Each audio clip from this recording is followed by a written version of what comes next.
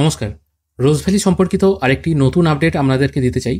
যদিও এই আপডেটটি অনেকদিন আগেই আপনাদের দেওয়া উচিত ছিল। কিছুদিন ধরেই আপনারা দেখতে পাচ্ছেন রোজ ভ্যালির যখন কোনো সার্টিফিকেট আপনারা আপলোড করছেন, কোনো ক্ষেত্রে হচ্ছে যখনই আপনারা এই টাইপের কোনো ডকুমেন্ট, স্ক্যান করা ডকুমেন্ট আর কি, এরকম সিলেক্ট করে আপলোড করতে যাচ্ছেন, তখন দেখাচ্ছে only alphanumeric allow, no symbol allow.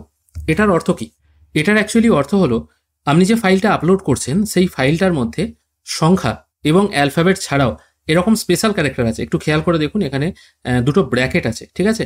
আমি আপাতত এই যে ফাইলটা আছে এই ফাইলটার থেকে আমি এটাকে রিনেম করে দিচ্ছি।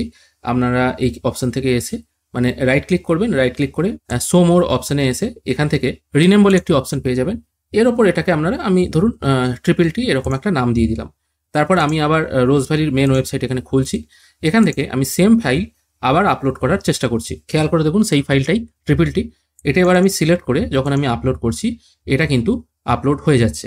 তার মানে আপনারা যখন রোজ ভ্যালিতে কোনো রকম ডকুমেন্ট আপলোড করবেন, কোনো ব্র্যাকেট দেওয়া, স্ল্যাশ দেওয়া, এই টাইপের কোনো স্পেশাল ক্যারেক্টার কিন্তু ওখানে অ্যালাউ নয়, বাট আপলোড করলেও কিন্তু হবে না। তাই এই জিনিসটা একটু মাথায় রেখে করবেন। অনেকে হয়তো বুঝতে পারছেন না কি হলো ব্যাপারটা। আসলে ব্যাপারটা হলো এটাই, যখনই এরকম সমস্যা হবে ফাইল নেমটা চেঞ্জ করে দিয়ে আপলোড করবেন, তাহলেই দেখবেন হয়ে যাবে। আশা করি আজকের ভিডিও আপনাদের ভালো লেগেছে। যদি ভালো লেগে থাকে অবশ্যই একটি লাইক করবেন। ভিডিও দেখার জন্য অসংখ্য ধন্যবাদ। ভালো থাকবেন।